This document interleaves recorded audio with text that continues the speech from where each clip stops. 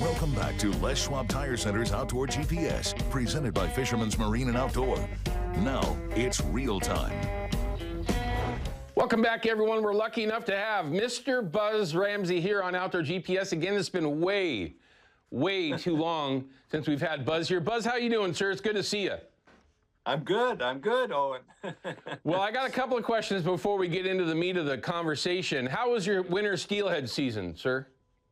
Oh, well, it was pretty good. I didn't go earlier, in December and early January. I kind of held off, and in hindsight, I think that might have been a mistake.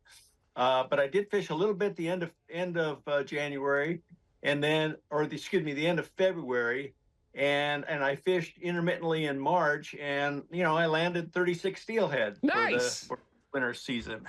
Very cool. I'm glad to hear that. Now, another question I got to ask, and maybe some of the viewers out there might be interested as well. I know that you don't like to go over it this way, Buzz. I know you personally, but you're a legend here in the Northwest. There's no question of that. And you've helped our fisheries from baits that we use to catch fish to helping get more fish in the rivers. And everything in between.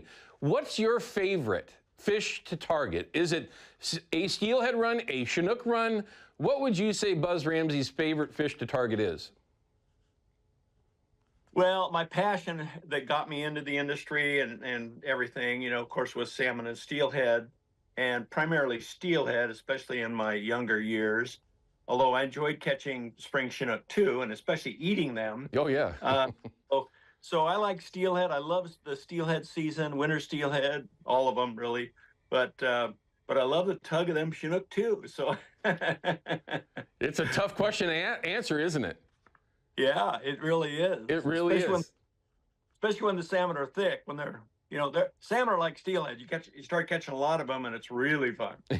No question. All right, well, let's talk some spring chinook. You had a chance to chase some springers down in the lower Columbia this season already. Now, obviously, that's closed. That was a very tough season on the Columbia. There were some that were doing good and some that really weren't, and that's just pretty much standard procedure. Overall, though, it was kind of a lackluster Columbia opener that we had.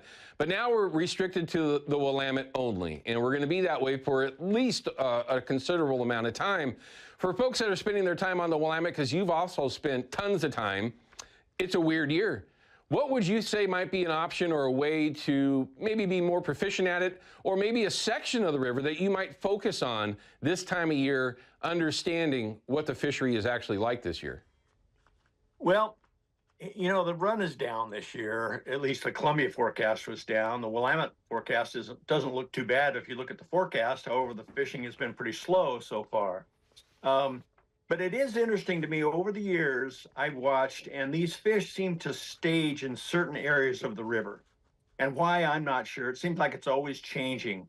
So I would pay attention to these fish reports you hear along the river, the creel checkers and everything, and try to figure out where you're seeing the most consistent success and concentrate on that area. And of course, the other thing is the ocean tides affect the bite.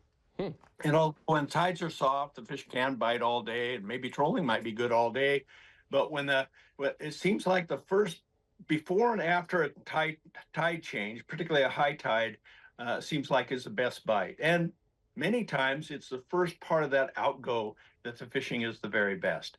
So those two things might be worth paying attention to. The other thing to think about is if you're fishing in the harbor, a lot of the fish in the downtown Portland area, they suspend. They're not all down near the bottom. Sure, they're kind of everywhere, but a lot of times those fish are suspending not too far from the surface. Maybe 10, 15 feet from the surface is where at least some of your gear should be.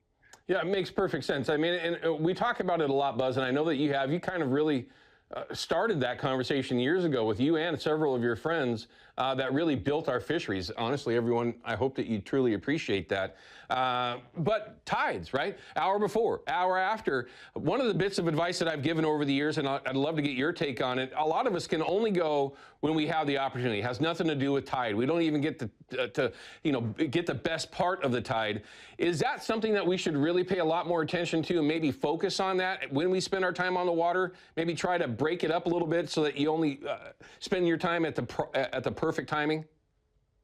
Well, sure. Yeah, that's an important thing are these tides. And of course, when you have big tides, then when that tide is outflowing, running hard, particularly down the slough, those fish are going to go to the bottom. They're going to be tight to the bottom or along the current edges. So that's where you want to put your focus. And of course, you may, instead of trolling during those big, especially big outgoings, maybe better to anchor up in one of those places, particularly where the bottom goes along and then drops off. Right on that edge where it drops off, where it's kind of a flowing eddy near the bottom, that's where you want to position your gear. And of course, when the tides are flooding, then trolling is generally better. I realize, everyone, this is advice that you need to pay attention to, mainly because it validates what I was doing this week. I dropped the anchor a couple of times, Buzz, for good reason, for a very good reason. And I got a little bit of flack for it, believe it or not. Anyway, Buzz, don't go anywhere. When we come back, I want to talk a little bit about trout fishing, okay? Okay, sounds like fun. All right, everyone stick with us here on Outdoor GPS. We'll be back with Buzz Ramsey in just a couple of minutes. Outdoor GPS is brought to you by Chevy Silverado and the impressive new Turbo Max engine. Flex your muscle with the strongest, most advanced Silverado ever. Official truck of Outdoor GPS.